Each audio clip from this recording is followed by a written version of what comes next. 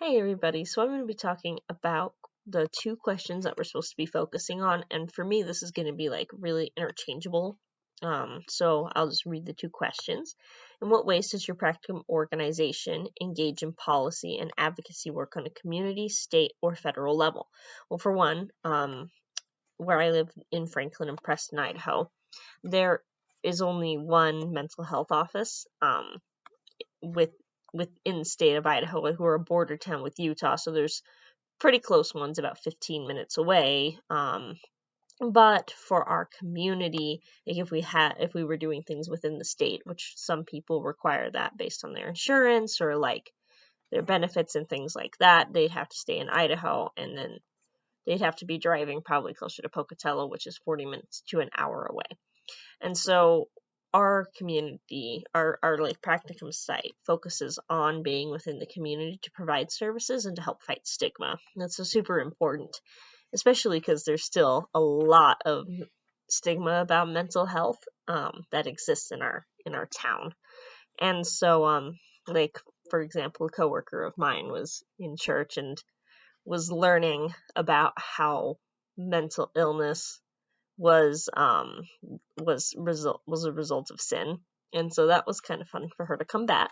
But that was kind of like the main focus of our practicum and how we try to educate the community. We hold a lot of community conferences to like help and invite people, like they're free to come and discuss issues that they see in the community and like brainstorm how to fix it, and then to educate as well. So that's how I'd say that we engage in policy and advocacy work on a broader level.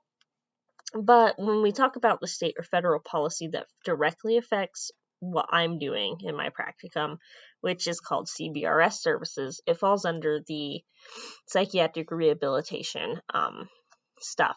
And in Idaho, it was discovered a while back that there was not enough um, services. There weren't enough services for people who had serious mental illnesses and for children who had serious emotional disturbances.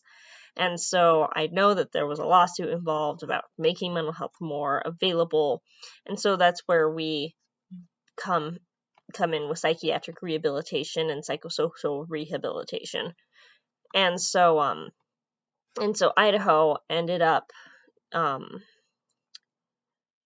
the PRA is like a place that authorizes people to practice psychiatric rehabilitation.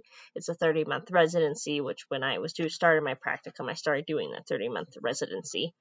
But to get certified in it, and then you have to take an exam. It's much kind of like with social work where you have to like have hours, take an exam, and get certified in it. That's what psychiatric rehabilitation does.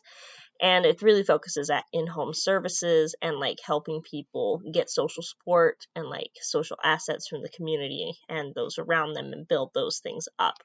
And a lot of the times we deal with people while they're in crisis. And I work with particularly children, so I deal with a lot of children who are in crisis and things like that. And so that's kind of how some state policies affected what I do directly. Is we did not have enough services, and now that's why this ended up being promoted in Idaho. Now, this is what's hard about this is there's a lot of disagreement still over this law, which is Title 39, Health and Safety. That's what it falls under in Idaho. But there's a lot of disagreement because some people believe that these services aren't needed services, like helping people learn how to adjust in society often can mean to like helping people challenge social anxiety, for example, by going with them to like go to the grocery store, not to like pay for anything by any means, but just help them learn those social skills and like encourage like self-care things and like what foods to get and things like that. Is a good example. For kids in the school system, we literally attend school with them and help them manage their serious emotional disturbances while they're in school and learn how to like manage them, use coping skills, and to also kind of build up like a social support with them when they're in school to like help guide them through it in a peer services way as well. And so like there's a lot of disagreements on whether these services are necessary services. And and whether they're medically necessary. And so, like, there's constantly arguments in government right now in Idaho about these kinds of challenges, but it's been pretty clear through some of the more evidence-based practices and things like that, and research, that when these services are stopped or halted and that support is gone, that it really does negatively impact individuals, and that it can seriously have a reverse effect on their growth and personal growth as a person. And so that's kind of where I would say that we have some challenges in regards to um, decisions about eligibility and arguments over whether things are medically necessary. And there's always constantly a push to try and prove why these services are medically necessary, especially through Medicaid and Medicare options, because there are people who do not believe that these services should be paid for by the state or should be paid for by the government at all. And that causes direct influence on my clients and on my job. And so that's been kind of fun to manage and deal with. And so like, I believe if these services were cut off, because I know many who are using peer services, which do fall under psychiatric rehabilitation, who do CBRS, which also falls under that umbrella, that if they are cut off, like, it would seriously hinder their ability and their growing out of their situation.